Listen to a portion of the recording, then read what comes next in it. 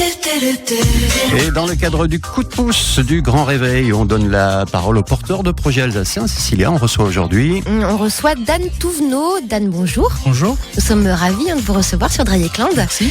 Dan, vous avez 33 ans, vous êtes à la tête d'une agence de communication baptisée Adagio, créée il y a 10 ans. Et en parallèle, début 2013, vous avez choisi de vous lancer également dans le e-commerce. Il s'agit de la vente en ligne avec le site madeleine.fr. Oui, tout à fait. On est une agence de communication. On fête nos 10 ans cette année, ça s'appelle Adagio.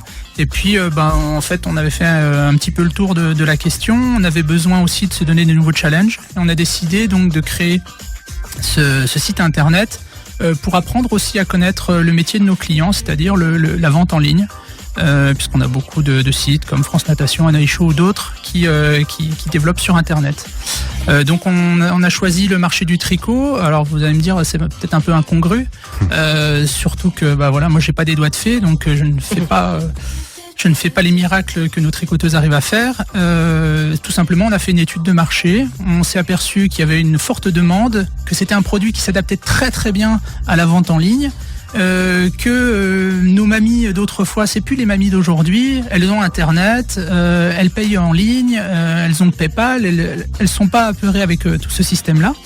Et donc, l'étude a permis de révéler cette carence et de nous lancer sur ce projet-là. Voilà. Alors, un beau projet, d'ailleurs, j'ai vu le site internet, il est très très bien réalisé, très coloré. Donc, vous vendez de quoi exactement alors sur ce site? On vend de la laine et des accessoires pour le tricot, c'est-à-dire des aiguilles double pointe, des crochets. Tout ce qui a trait au tricot, en fait. Tout à fait. On a plusieurs gammes de laine, on a on va dire de l'entrée de gamme, et puis on a des gammes assez élevées, des laines créatives. Voilà. Alors, en moins de 5 mois, Madeleine.fr compte déjà près de 200 clientes. Un tiers d'entre elles ont déjà passé 2 commandes ou plus. Quel conseil vous donneriez, Dan Touvenot, à ceux qui veulent se lancer dans la création d'un site de vente en ligne?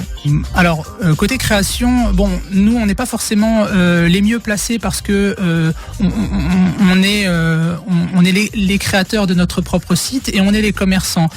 Côté technique, je dirais de bien s'entourer parce que il y a beaucoup de mauvais sites sur Internet qui sont pas mauvais parce que le porteur de projet est mauvais, mais tout simplement parce que le fournisseur qui a produit le site Internet n'a pas l'expérience requise pour développer le projet. Côté on va dire plutôt commerçant, je dirais que le conseil que j'aurais à donner, c'est surtout de bien évaluer son marché avant de se lancer, bien repérer sa cible clientèle, comprendre ses comportements. Nous, on a fait tout un travail en amont sur l'analyse des tendances, l'analyse des consommateurs, comment fonctionne une tricoteuse, qu'est-ce qu'elle attend, qu'est-ce qu'elle veut, qu'est-ce qu'elle recherche, qu'est-ce qui lui manque. Voilà. Donc c'est beaucoup de travail. Vous avez reçu des aides de collectivités ou d'organismes pour vous aiguiller un petit peu, pour vous conseiller? Non, on est un peu un canard, le canard boiteux de l'affaire, c'est-à-dire qu'on n'a pas tendance à chercher à s'épauler d'aides, surtout financières.